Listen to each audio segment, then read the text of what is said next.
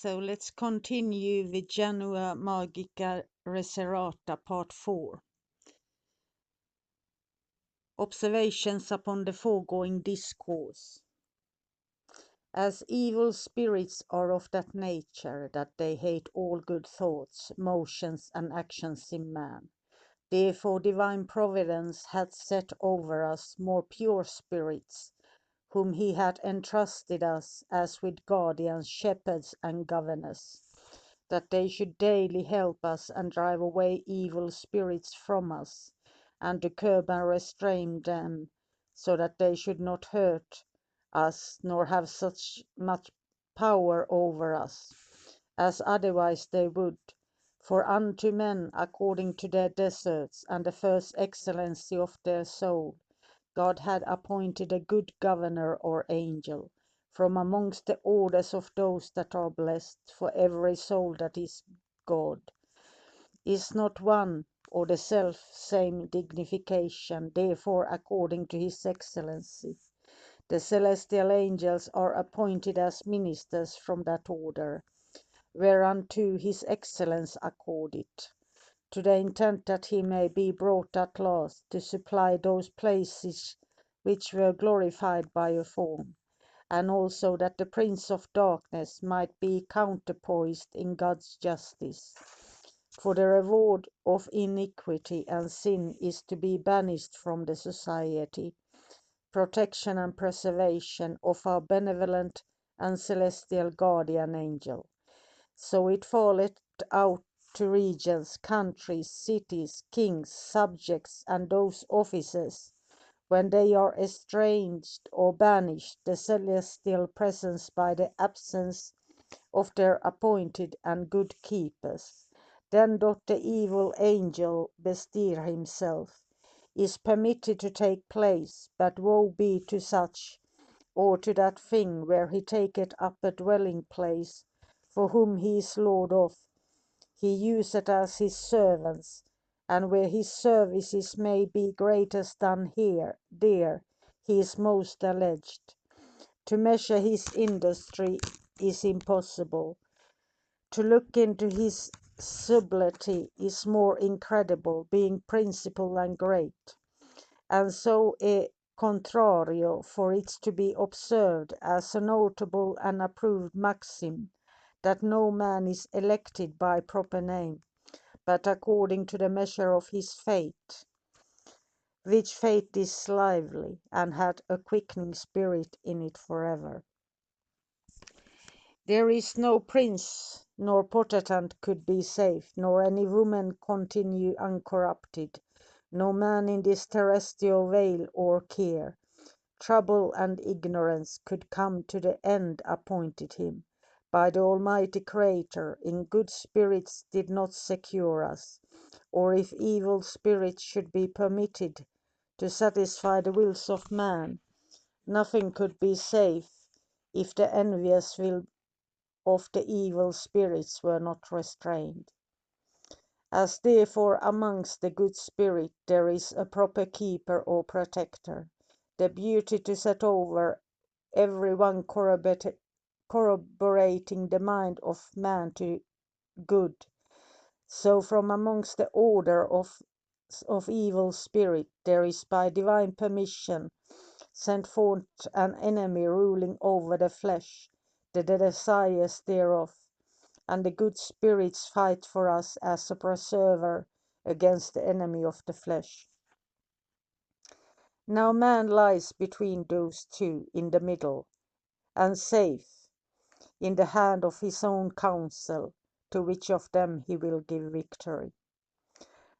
No one therefore can accuse the celestial angel if they do not bring those nations and people as are entrusted to them to the knowledge, worship, and obedience of the true God, their superiors and true piety, but suffer them to fall into errors and perverse opinions, but is to be imputed to themselves who have of their own accord declined from the right path, adhering to the spirits of errors, and giving victory to the devil.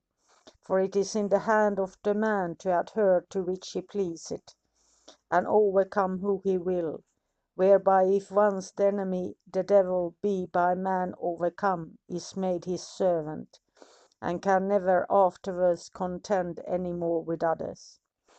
For being once vanquished, he is even like a wasp that had lost their sting. For it is a general and approved maxim, adhered to and agreed amongst all philosophers, that the faithful combating with the evil spirits and conquering them doth lessen their army, neither can such as are so withstood and overcome by any of the faithful molest, tempt, or contend any more. And as there is given to every man a good spirit, so there is given to him an evil spirit, and each of them seeketh an union with his spirit, and endeavours to attract it to itself, and to be mixed with it.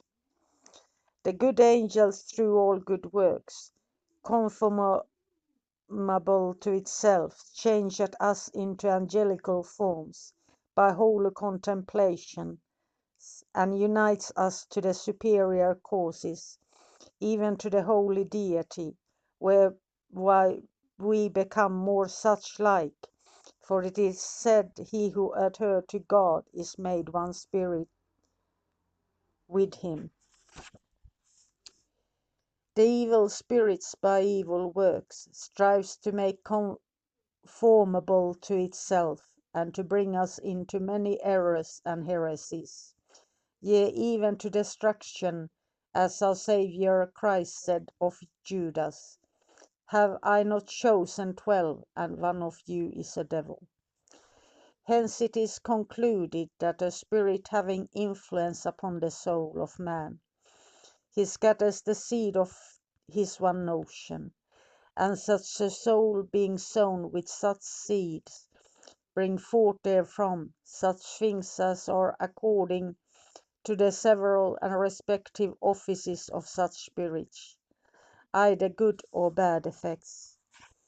Now when a good spirit hath influence upon a holy soul, it doth exalt it to the light of wisdom, and all things that conduces to an intellectual benignity. But an evil spirit being transfused into a wicked soul, doth animate and stir up to all malignity, as theft, manslaughter, lust, covetousness, envy, according to whatsoever the offices of evil spirits are. Good spirits perfectly purgate the soul, and also bestoweth many other good things upon us, for they give health to the body, and virtue and security to the soul. What is mortal in us they take away, they cherish, heal, and make it more efficacious to life, and by a mutual harmony doth always infuse light into an intelligible mind.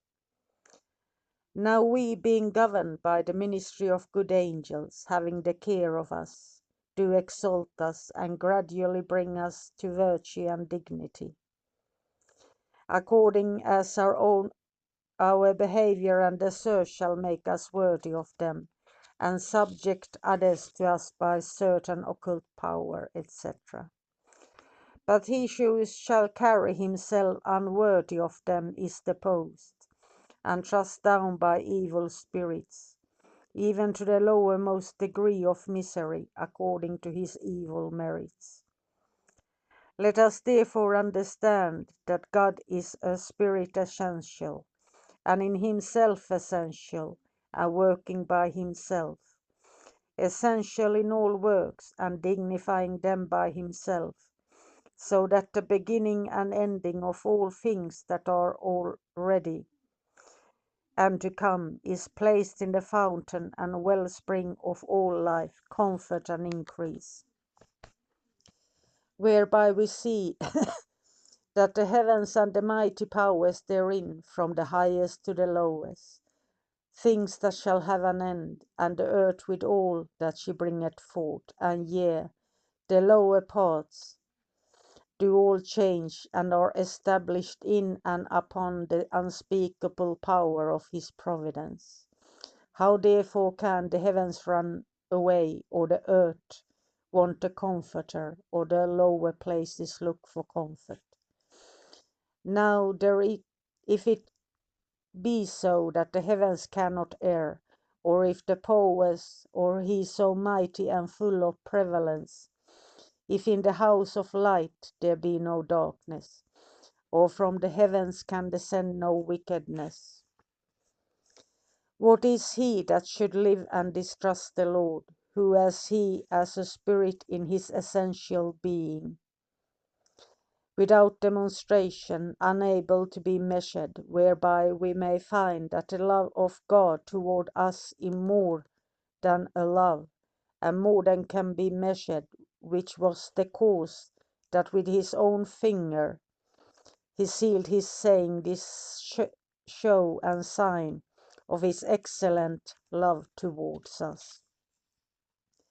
I am a jealous God, which is as much to say, lo, I am your friend, nay, rather your Father, and more than your God, which delighteth in you, rejoiceth in you, and loveth you, with that affection which is more than a love, which is much to say, my love is such towards you, as I am to myself. Therefore hath God made the earth to be glorified in the creatures thereof. And what is he that glorified God in earth but man? Can we think therefore that the Lord of hosts hath not a care of us, or that there is a seat upon earth, wherein he hath not hidden the might of his power? Doth the devil get a soul that he is not privy of? This is the power of God, and the key of the whole world, man's conscience, if he lock not the door, but depart and leave it open. Woe be to that soul, for the prince of darkness entereth, and is possessed to the eternal woe of his dwelling place. Now as obedience is the trial of dignification, so are the ceremonies appointed by God the witnesses of justification. For he that violated the outward law was accursed, but the very end of justice to salvation is the obedience and submission of the soul. How can it be that the earth and elements shall bear witness against man in the day of judgment, but in the powers used of them contrary to God's commandments? Let us therefore become holy, for he that overcometh his enemy rejoiceth not for friendship's sake, but for victory. The friendship towards God is obedience. He that obeyeth God is a friend unto himself, for he needeth not the law or friendship of man. Therefore he that dwelleth in the Lord is comforted.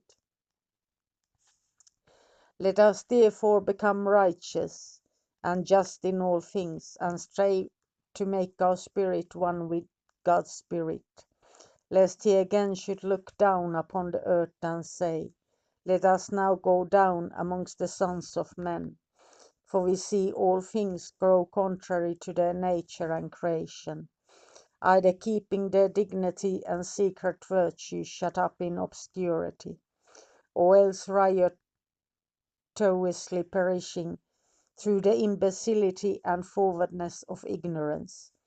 Therefore I delight not in the world, the elements are defiled, the sons of men wicked, their bodies become dunghills, and their inward parts the secret chambers of their hearts, the dens and dungeons of wickedness. Therefore I will draw my spirit from amongst them, and they shall become more drunk, and their ignorance such as never was. No, not since the fall of heavens, for I have tucked up my garments, and fled away, and she shall mourn on the mountain as a widow without comfort. Now let us strive to make our hearts clean and banish all evil out of our thoughts and actions, that sin may be wiped from amongst us and heartily decline to be forgiven. For miserable are they that most with vengeance, or that knoweth where she taketh up harbour. Be therefore wholly faithful and obedient, and flee all wickedness, remembering that the mercies of God are manifold towards man, whose unworthiness deserveth no such grace and unspeakable blessings. But such is God, that he justifieth himself, or that hath anything wherein his bowels can rejoice, wherein can he determine happiness to himself. And if the life of man be sin, then is it hateful. But who is he that hated it? But even the highest which is above is furthest from iniquity. Great therefore is the unhappiness of man, when naturally he is and loves to be hated of God, whose service is justice and whose delight is peace. Let us consider therefore the mercies of God, through his loving kindness towards our weakness, and humbly ejaculate to be fortified by his power, which maketh those strong that have no power of themselves. For of dust we are become flesh, and of flesh the servants of sin, that at length we might be made free, through the mercies of him which have entered into our weaknesses, and weighed out his blood for our redemption, even he which had paid the uttermost penny for our ransom. And why? Not to the intent we should brag of ourselves, but that we should maintain justice into the works of righteousness. O happy are those whom God sanctified, and 10 times blessed are the temples wherein his holiness dwelleth.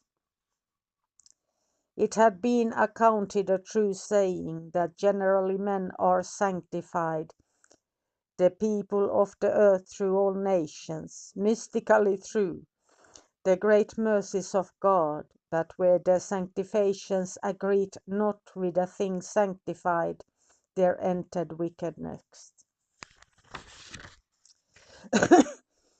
And then we have the hierarchies and the names of the angels that I have made videos before, and they are in the Enochian playlist and the Angelical playlist.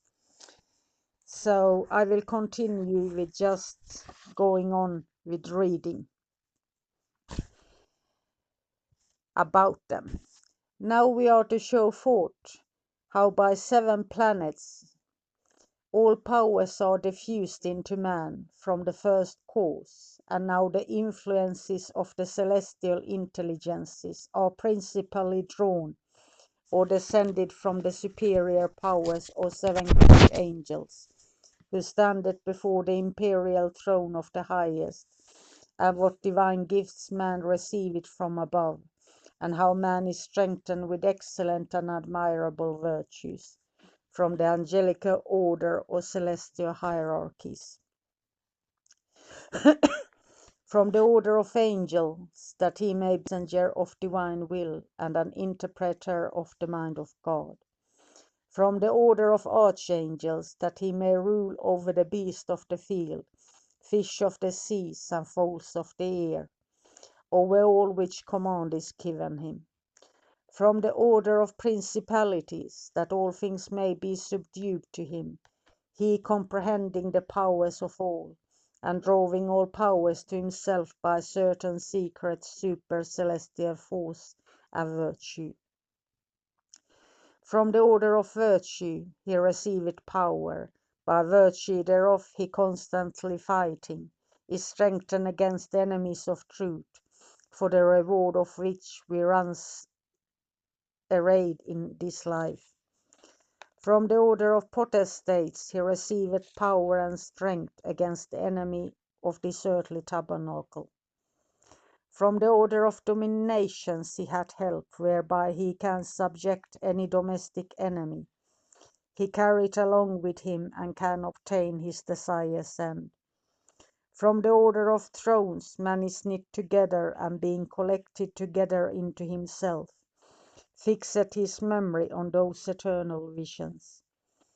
From the order of cherubim he had the light of the mind, the power of wisdom, very high fantasies and figures, whereby he is able to contemplate the divine things.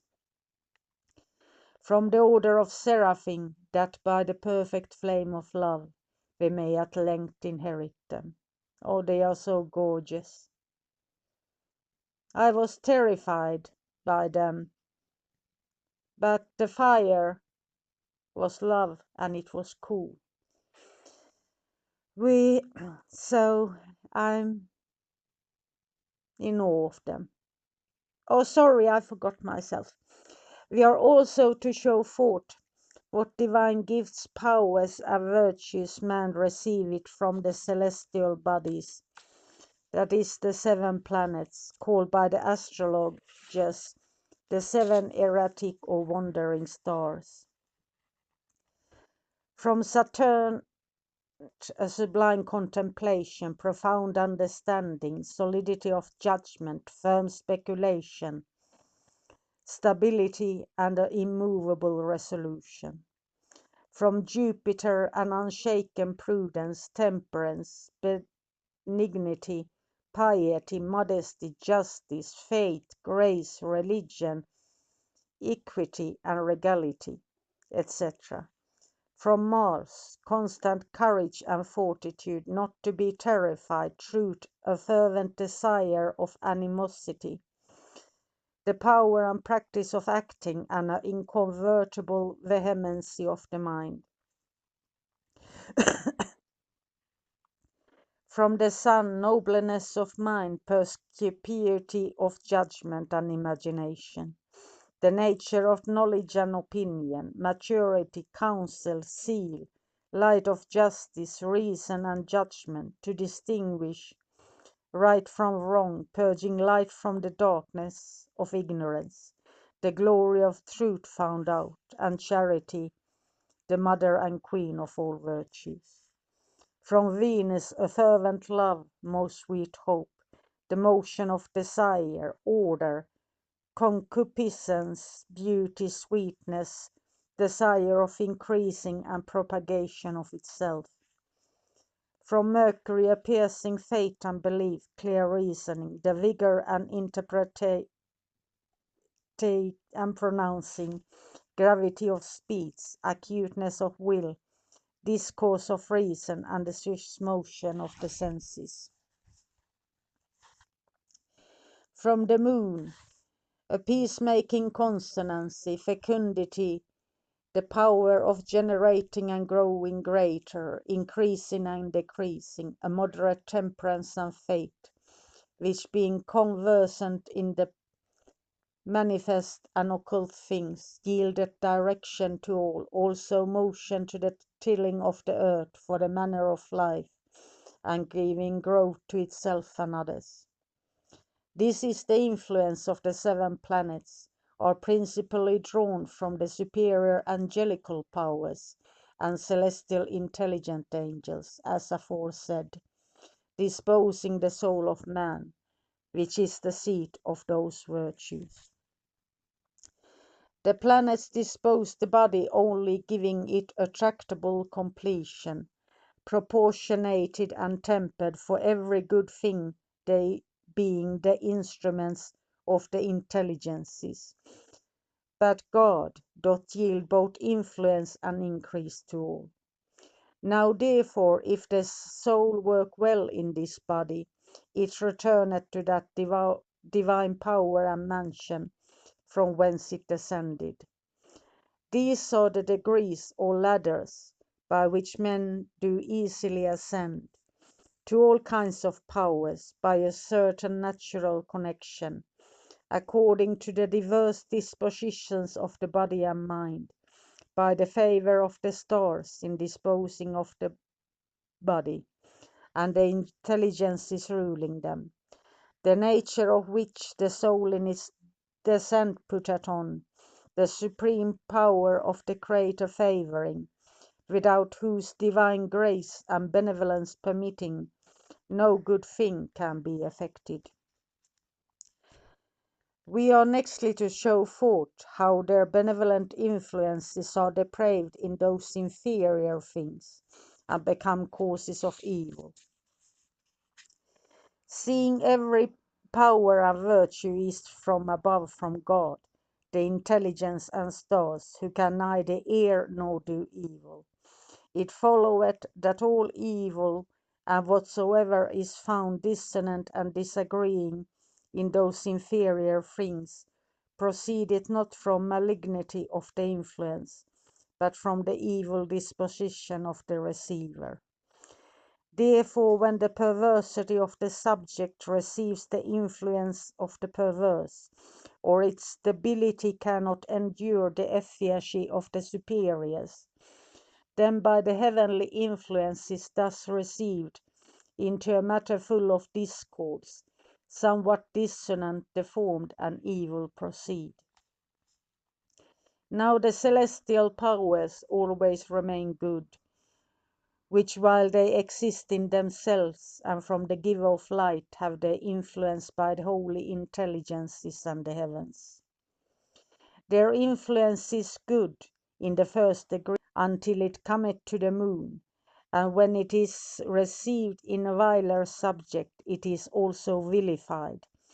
Then in respect of the different nature of the recipient it is received after diverse manners, and by the qualities disagreeing in the same subject amongst themselves.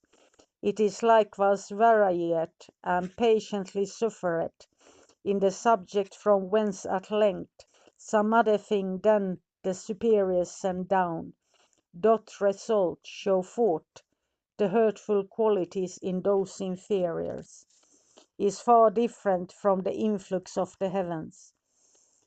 For as the fetters, imprisonments, and condignities is not to be imputed to the judge, but to the evil disposed malefactor, so neither is the fault of wickedness to be cast out from celestial influences. It followeth therefore that we being well disposed, the celestial influence cooperate all things for good. But we being evil disposed, and having the divine good which was in us, through our sins and wickedness departed from us, all things work for evil.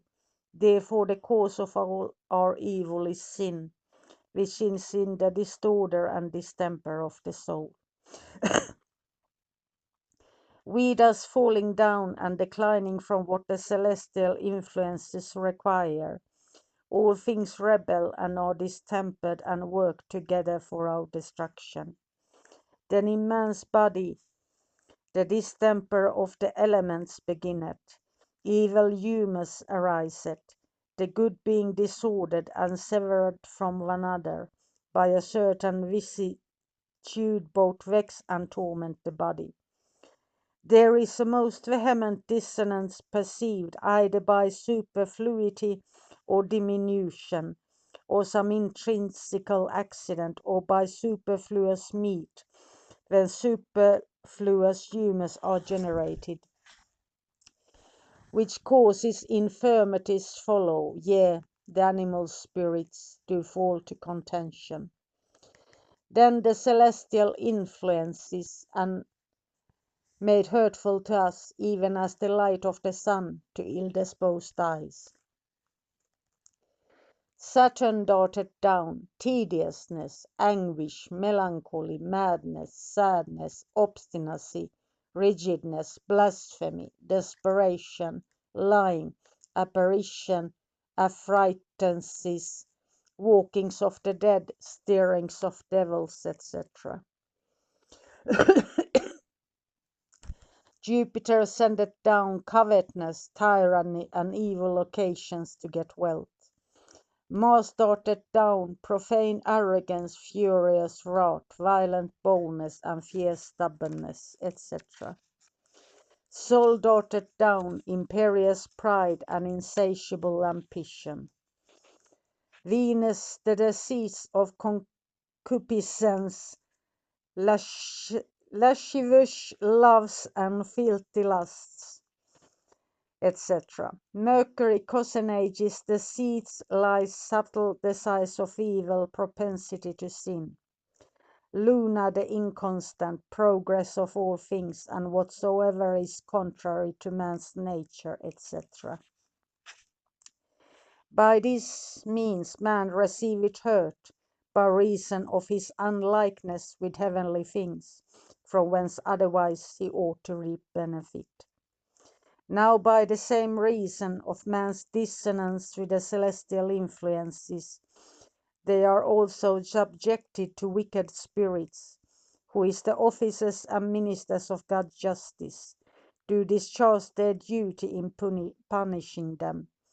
And so do men suffer grievances by wicked spirits, until they are again expiated and return to a divine nature. Therefore a judicious man may prohibit many mischiefs about to fall on him, from the influence and disposition of the stars, he foreknowing their natures, by preventing, taking heed, and defending lest they should meet him, and lest in all ill-disposed subjects should receive hurt, whence it ought to reap benefit.